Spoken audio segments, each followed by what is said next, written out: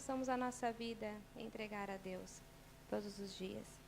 Vamos agora cantar o hino O Rei Vem Vindo, 128, em pé, por favor.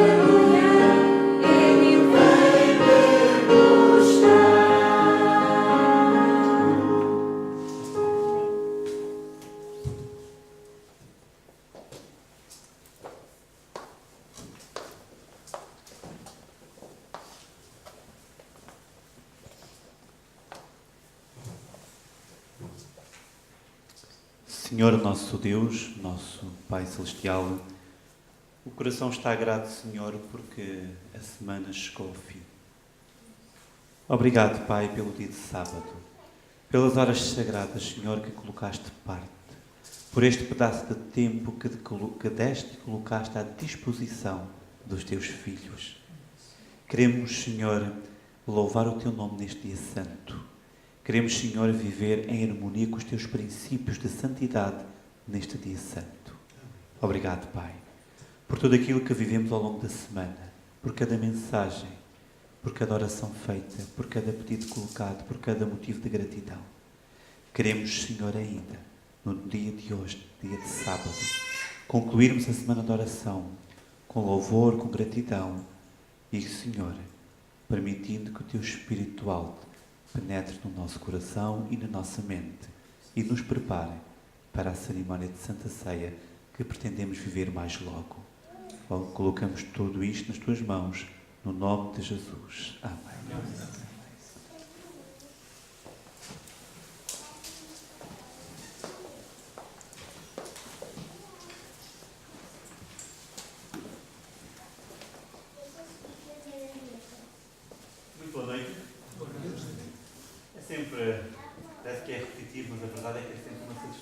estarmos na casa do Senhor.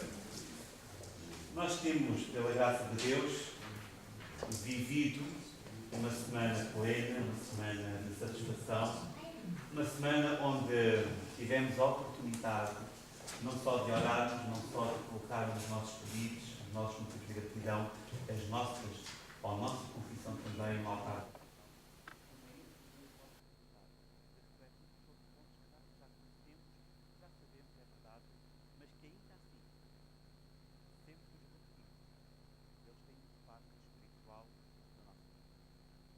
Esta noite não será diferente. Queremos continuar a criar impacto através da palavra do Senhor.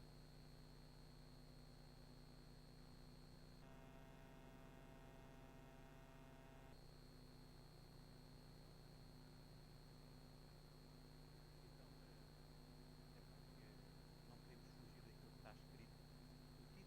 O título desta noite: O verão que nunca acabará. Irmão Osvaldo, já pensou num verão que nunca termina? Perdão?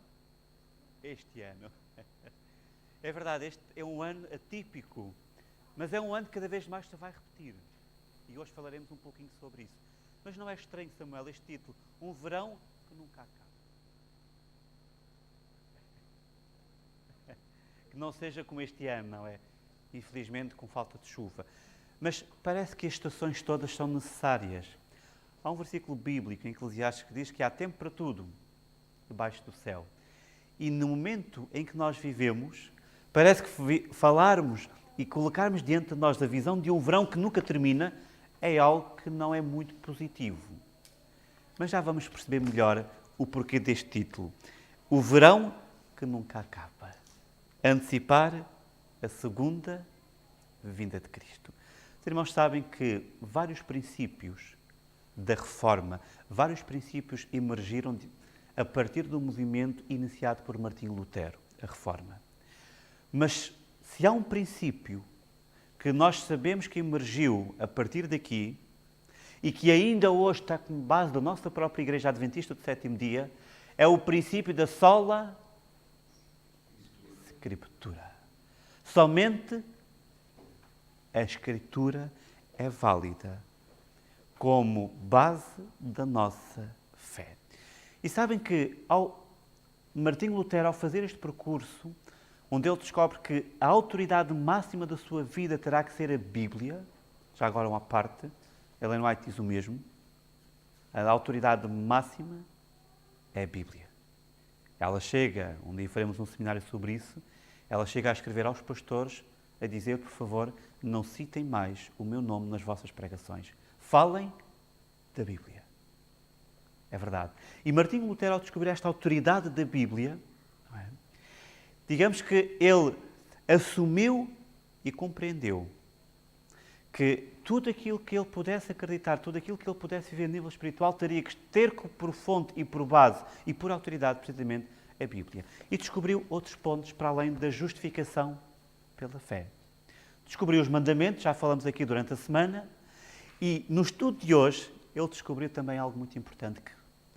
Descobriu um ensino do qual nós, adventistas do Sétimo Dia, também partilhamos. Na verdade, esse ensino, esse princípio, essa doutrina faz parte do nosso nome, de Adventistas do Sétimo Dia também. Estou a falar da segunda vinda. É verdade. Diz-nos aqui que também as pessoas pós-Lutero e daquele tempo esperavam precisamente, não é, que o último dia viesse a acontecer. E tal como o apóstolo Paulo, também Lutero esperava que isso acontecesse ainda com ele em vida. Talvez alguns ficassem espantados hoje, se fossem ressuscitados, talvez a própria Ellen White, os pioneiros, o próprio apóstolo Paulo também. Ainda aqui estamos. Mas o Lutero descobriu a crença, portanto, aquilo que estava escrito acerca da segunda vinda, e foi um defensor, mais que um defensor, foi um promotor, mais que um promotor, foi alguém que esperava que Cristo voltasse ainda com ele em vida. De tal forma que os cristãos medievais, não só Lutero, acreditavam na segunda vinda de Cristo, mas esta promessa, claro, era sobretudo um tema que suscitava, como nós vimos na quarta-feira, ou na quinta, já não me recordo, foi na quarta-feira, suscitava medo e insegurança nas pessoas. Porquê? Porque, infelizmente, esta crença que Jesus um dia iria voltar à Terra, ela estava envolvida de imagens terríveis, de um juiz severo que vinha à Terra não para restabelecer a justiça, mas para castigar e punir o pecador. Então, a segunda vinda de Cristo estava coberta de imagens populares que realmente criavam medo, suscitavam os piores sentimentos possíveis. Alguém vai vir lá do alto para me julgar, para me condenar e para me punir. Mas não foi isso que Lutero descobriu quando começou a estudar melhor a Bíblia e quando percebeu que a Bíblia tem autoridade na nossa vida. Ele percebeu que a segunda vinda não era uma punição, não era um castigo, mas era antes. Já agora, vamos ler Hebreus 7,19. Quem pode ler, por favor? Hebreus 7 e versículo 19. Tinha que alguém pudesse ler alto para que possamos escutar.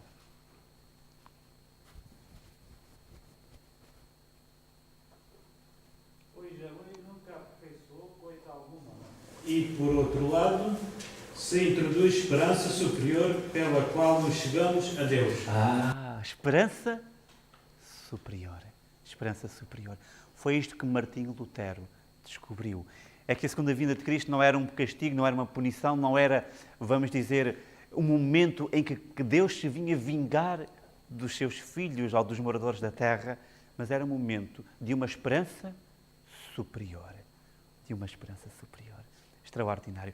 À medida que Lutero foi envelhecendo, cada vez mais ele foi percebendo que Cristo estava quase a voltar.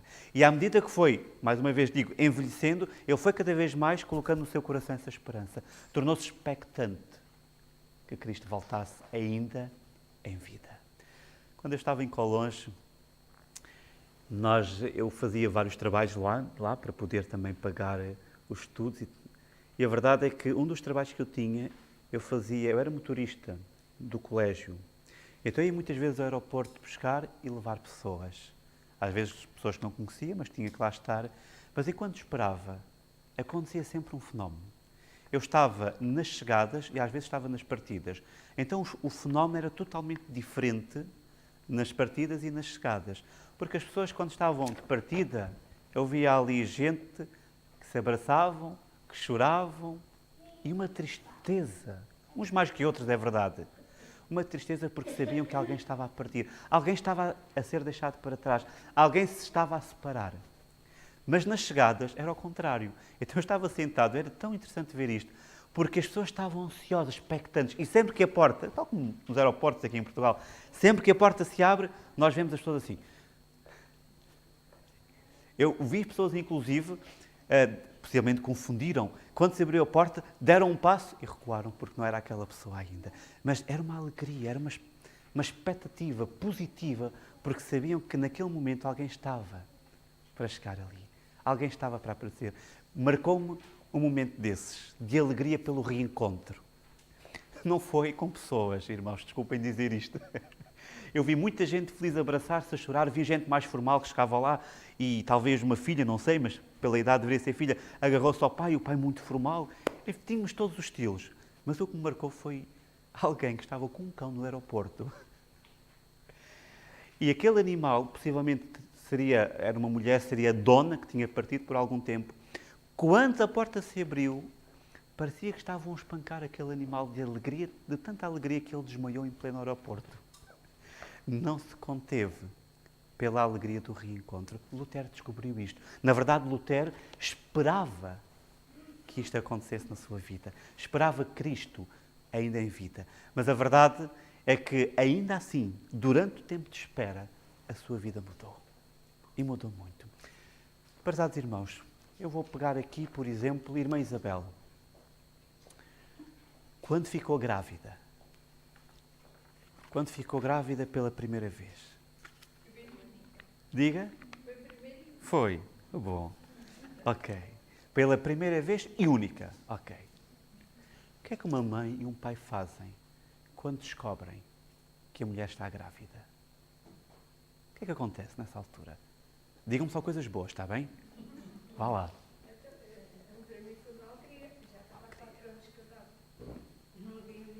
Ok. Foi uma alegria. Então, vamos ver se eu consigo raciocinar corretamente. Irmã Isabel e irmão Vítor. O que é que os pais normalmente fazem quando descobrem que a mulher está grávida? Uau, ok. Alguns levam um susto, mas depois recompõem-se, reequilibram-se e fica tudo bem. Então começam a pensar no quê? Se eu vou ser pai ou se vou ser mãe, é isso? Não, se é menino.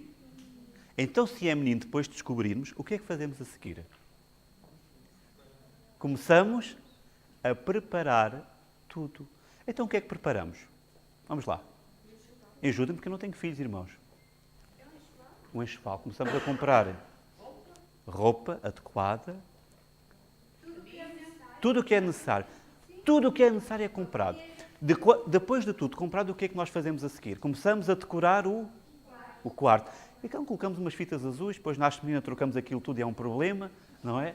Mas começamos a colocar, a decorar, para que quando aquela criança nasça, tenha a sensação que foi totalmente desejado, projetado e muito amado. Que estava tudo preparado à sua espera. Normalmente é isto que acontece. Ou seja, prezados irmãos, uma pergunta para aqueles que são pais aqui. 9 meses de espera, muda ou não muda a vida das pessoas? Muda ou não muda muita coisa? Nós não ficamos impávidos e serenos. Que bom, estou grávida. E ficamos ali impávidos e serenos como se nada tivesse a acontecer. São 9 meses de espera. Irmãos, notem. 9 meses de espera muda a vida do casal. Muda-nos enquanto pais também. Muda-nos como seres. Foi isto que Lutero descobriu. Ele descobriu a vinda de Cristo seria uma realidade, mas não ficou só na parte intelectual e cerebral. Ficou na parte espiritual também. O tempo de espera mudou a sua vida. Como adventistas do 7º dia, tenho que fazer esta questão. Saber que Cristo está a voltar. Saber desta mensagem que Lutero descobriu. Estando eu na espera e na expectativa. Que diferença faz isso na minha vida? Em que pessoa isso me tornou? É importante respondermos isso.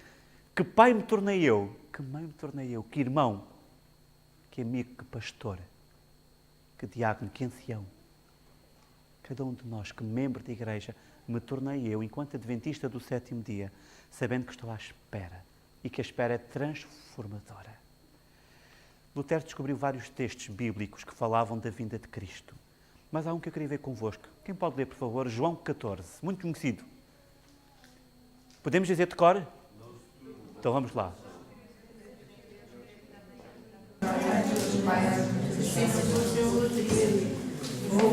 Vou parar de lugar. E se eu for para que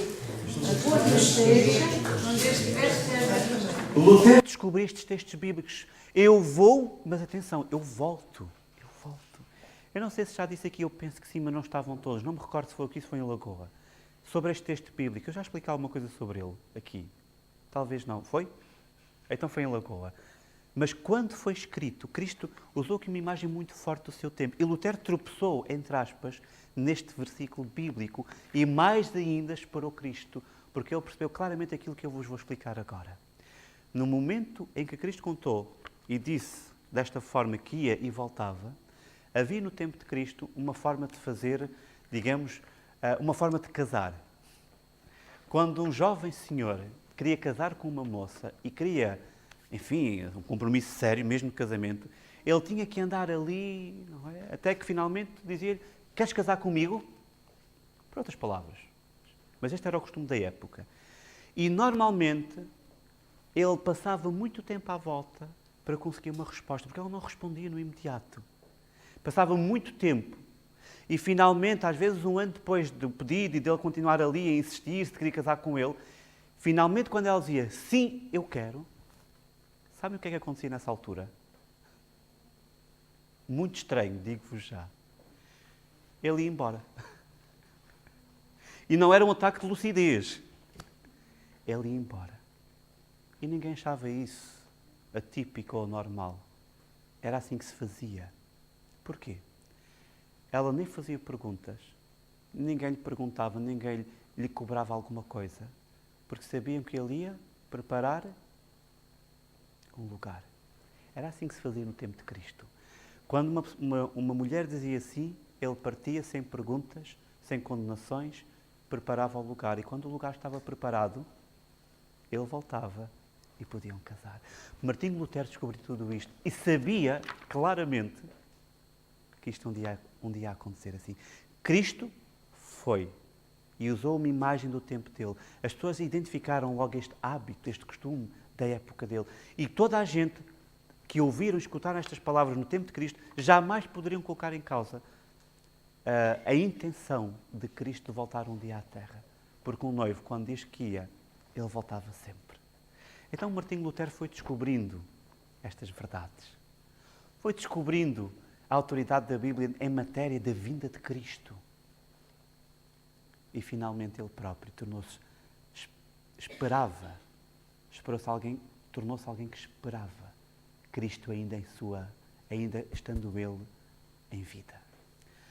Agora é verdade, irmãos, que desde Lutero até aqui quantos anos passaram? Então agora vem a parte em que eu vos vou provocar.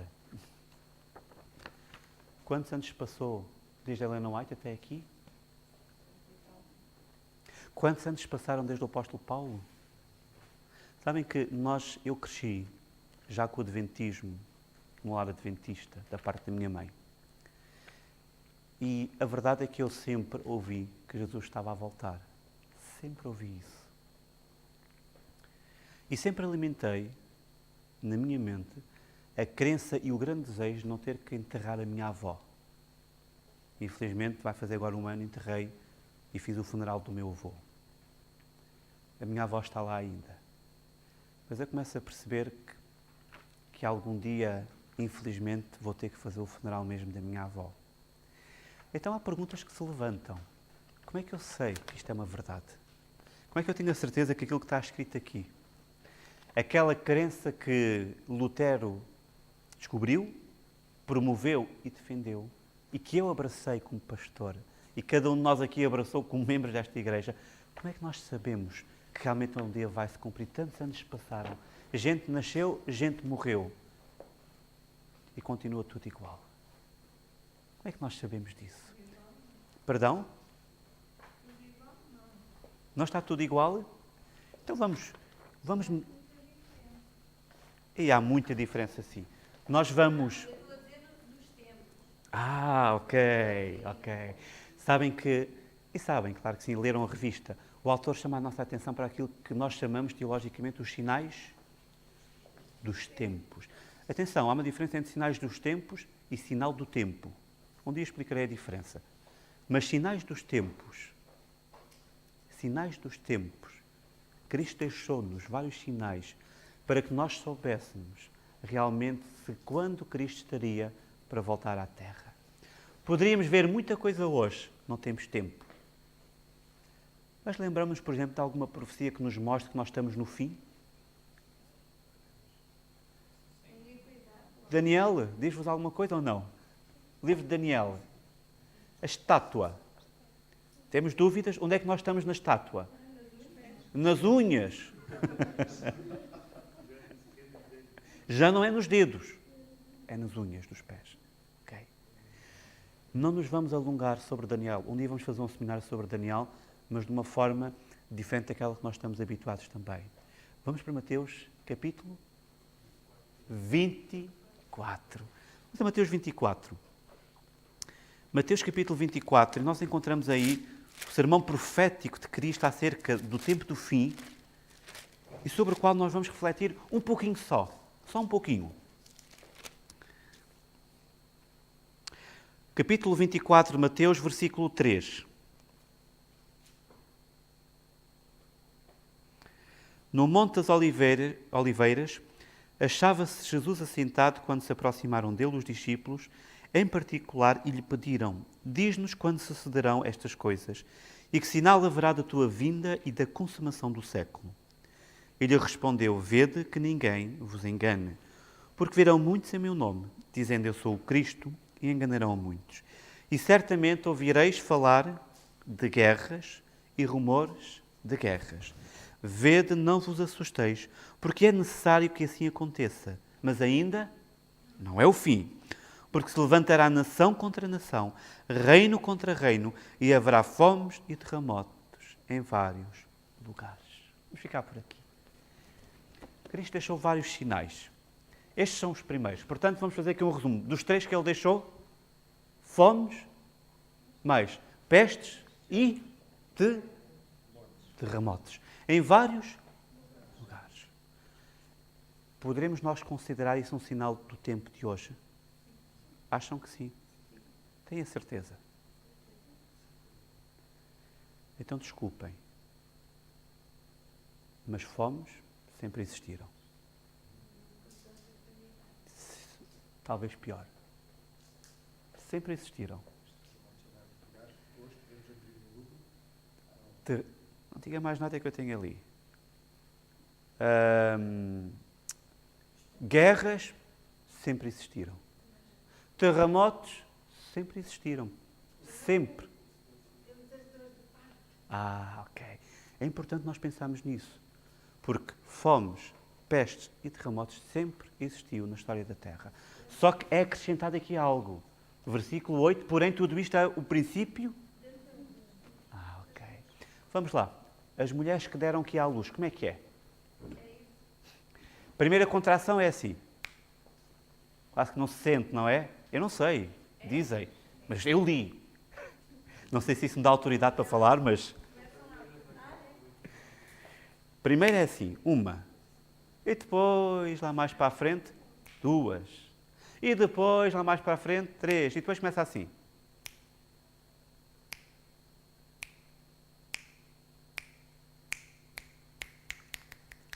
Até ao nascimento. Ou seja, há uma clara intensificação. Aquilo que é a cadência que é inicial faseada, à medida que se aproxima o tempo do nascimento, intensificam-se as dores de parto. Então o que é que Cristo está a dizer aqui? Fomes, terremotos, peste, etc. sempre existiram. Mas à medida... Diga? Sim. Ok. Então o que é que Cristo está a dizer aqui? À medida que nós nos aproximamos realmente do tempo do fim, do momento em que Cristo vai voltar, já agora, a parousia, é assim que se diz em grego, Cristo aparece assim, quando nós nos aproximamos. Quanto mais nos aproximamos desse tempo, o que é que acontece com esses sinais? Então vamos lá ver uma coisa. Sempre houve fomes, é verdade. Se calhar não sei se houve mais, se houve menos, mas somos mais, portanto há mais fome hoje. Pestes sempre houve, mas há mais doenças hoje. E terremotos, prezados irmãos. Talvez não consigam ver. Mas o irmão Osvaldo estava aqui a dizer, eu fui ao Google, sim. E imprimi este mapa. Conseguem ver um mapa? Então vejam. Conseguem ver aí ao longe? Conseguem ver a tendência dele? Isto é do início do século 1, 2, 3, do 1 até ao século XX, até 1997. Então vejam, por aqui os terremotos dignos de serem registados. Se nós traçássemos aqui uma curva de tendência neste gráfico, o que é que aconteceria? Até 1700 mais ou menos, a curva de tendência mantinha-se assim estável. A partir de 1700, há um crescimento exponencial tremendo. Tremendo, tremendo. A partir aqui do 1700 e, sobretudo, a partir de 1900, esta última barra é a barra de 1900, até 1997. Um crescimento exponencial. Se criássemos aqui uma curva de tendência, seria isto. Durante 1700 anos assim, e de repente, sobe. Porquê? Porque hoje temos, e já agora, falta aqui de 2000 para a frente. A partir de 2000 para a frente, esta barra, a última barra, é o dobro desta. É mais do dobro desta. Ou seja, nós já tivemos mais terremotos nos últimos 17 anos do que quase na história da Terra. Está ou não está a intensificar-se? Está ou não está as dores de parto, as contrações a intensificarem-se? Uma curva de tendência neste gráfico mostra claramente que já se ouvem os passos de um Deus que se aproxima. Mas se nós olharmos para a Bíblia, Cristo ainda foi mais longe. E este gráfico mostra-nos isso também, de forma incrível. Versículo 29, Mateus 24, 29. Logo em seguida, à tribulação daqueles dias, o sol se escurecerá, a lua não dará a sua claridade e as estrelas cairão do firmamento. Apocalipse 6 acrescenta aqui um elemento. Cristo diz que fará também sinais nos astros, lá em cima no céu. Primeiro sinal, o sol vai ter que escurecer. Segundo sinal, lua. Terceiro, estrelas. E se formos a Apocalipse capítulo 6, João acrescenta aí que haverá um grande terremoto e então o sol se escurecerá, a lua não dará o seu brilho e as estrelas cairão do firmamento. Ou seja, a Bíblia diz-nos, no final dos tempos, haverão 4 acontecimentos que marcarão o início e o fim da história da Terra. O início do tempo do fim e o seu próprio fim. Primeiro, terremoto. Estará aqui esse terremoto? 1755. Como é que nós sabemos que este é o terremoto profético? Foi quase sentido em todo o mundo. Helena White descreve isso de forma incrível no Grande Conflito. Diz que se recolheu e que se via o próprio fundo do Rio Tejo e do mar. Aquilo recolheu-se tudo. Está lá escrito. Verdade. Foi sentido, mais forte ou menos forte, quase no planeta inteiro. Mas mesmo assim, como é que nós sabemos? Para ser este o terremoto profético de Apocalipse 6, o que é que tinha que acontecer agora? 1800 e qualquer coisa aconteceu a lua. Então vamos a isso com calma. Então tinha que ver agora os outros 3 acontecimentos. Primeiro, vamos pela sequência. Terremoto 1755, dia escuro, sol escurecer. 19 de maio de 1780. Não tenho a data de cor, mas penso que é isso. Se estiver errado, mas é por aí. 19 de maio de 1780. Se formos ao Google e metemos 19 de maio de 1780, aparece lá que esse dia está conhecido como o dia escuro. Interessante que Ellen White diz uma coisa, não sei se é ela, se são historiadores, mas que diz que naquele dia escureceu às 11 da manhã, como se fosse meia-noite, que os animais ficaram totalmente desorientados. É num grande conflito, não é? Que os animais se recolheram aos estábulos. Achavam que era de noite. Nesse mesmo dia, 19 de maio de 1780, passam as trevas e a lua finalmente aparece nesse mesmo dia, totalmente ensanguentada. Então o que é que está em falta? Terremoto está na sequência correta. Terremoto está. Sol está. Lua está. O que é que falta? Aconteceu, sim ou não? Acontecem várias. Mas nunca como aquela que aconteceu em 1833. Depois posso-vos dar, aliás, podem ver na internet. 1833. Dá-se uma queda de estrelas como nunca mais foi vista até agora então. Quem testemunhou isso diz que poderia... As pessoas vinham cá fora e com a claridade das estrelas que caíam, as pessoas colocavam os jornais assim e conseguiam ler só com a claridade das estrelas.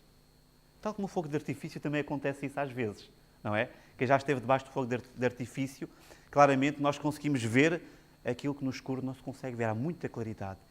E os historiadores, aqueles que registaram, os astrónomos, sobretudo esses, que registaram este momento, eles dizem, claro que isto são ciclos que acontecem, e é verdade, mas aqui o interessante é que veio tudo na sequência que a Bíblia tinha profetizado, não é? Em sequência, e dizem esses astrónomos que as pessoas conseguiam ler como se fosse de dia. Impressionante. Terremoto, sol, lua, estrelas. Interessante que, se voltarmos a olhar aqui para o gráfico, nós vamos ver aqui uma coisa interessante. Esta curva de tendência que eu falava, portanto, ela vem assim, e a partir daqui há um crescimento exponencial dos terremotos, por exemplo. A partir de que data? 1700 para cá. Ou seja, tudo está a convergir, tudo aponta que a partir de 1700 para cá dá-se a revolução industrial e a ciência aumentou a partir daí para cá. Aí foi o início de tudo isso. Interessantíssimo, prezados irmãos. A profecia de Daniel leva-nos também a 1700 e qualquer coisa. Impressionante. esta data de 1700 para cá, tudo converge para o mesmo ponto, que marca o início do tempo do fim. Infelizmente, Lutero não compreendeu tudo aquilo e nós não sabemos se Lutero, diz o autor da revista, se ele viu ou se ele acreditava que a maior parte dos sinais estavam cumpridos ou não. Nós não sabemos isso. Não temos qualquer ideia. Mas uma coisa é certa. Lutero, ao ver os sinais da vinda de Cristo, Lutero, ao ver que Cristo um dia voltaria à Terra, Lutero, ao ler na Bíblia que o noivo foi, mas voltaria, isso criou uma grande expectativa nele, positiva. E desde então ficou a aguardar, até aos dias de hoje, ainda repousa na sepultura, aguardando a segunda vinda. É verdade que a maior parte das pessoas do seu tempo, infelizmente, quando se falava da vinda de Cristo, falava sobretudo do castigo, da punição, que Cristo vinha para castigar, que Cristo vinha para punir as pessoas. Mas não é, prezados irmãos. Não é. É a esperança, como é que tu leste, Lino? Superior. A esperança superior que nós temos. Ter que enterrar um pai, ter que enterrar uma mãe, ter que enterrar um filho, ter que enterrar um amigo. Todos nós aqui já tivemos que enterrar pessoas. Dói e custa. Enterrar com esperança superior dói, ainda assim. Mas enterrar sem esperança nenhuma dói muito mais. Então, a vinda de Cristo, prezados irmãos, não é um castigo, não é um quadro de terror, é o contrário. É um quadro de esperança. Um quadro em que Cristo vem remover os fardos sobre nós. Permitam-me uma última história de dois homens que caminhavam e tinham uma missão clara. Eles tinham que estar a horas específicas num local específico e tinham que atravessar toda uma floresta. E como iam com alguma pressa, não tinham tempo quase para falar, porque iam num ritmo bastante acelerado. Até que chegaram a um rio, e o rio tinha ainda uns bons metros de largura, e nesse momento, quando aí chegaram, encontraram uma senhora já com alguma idade, idosa, parada na margem do rio, que queria atravessar, mas que não podia sozinha. Então um destes dois disse, bom, eu vou ajudar a senhora. O outro respondeu, não faças isso. Nós não temos tempo para ajudar ninguém. Nós temos uma missão. Nós temos que cumprir, nós temos que chegar a horas. Não, eu vou ajudar a senhora. Então colocou a senhora nas costas e pacientemente atravessou o rio de uma margem para a outra, carregando esta senhora às suas costas. Despediu-se da senhora, continuaram a viagem. E o outro amigo, a primeira coisa que lhe diz quando ele deixa a senhora e continua é, não acredito que tu fizeste isto. Tu tens consciência de quanto tempo tu perdeste aqui. Pior, quanto tempo nos fizeste perder aqui.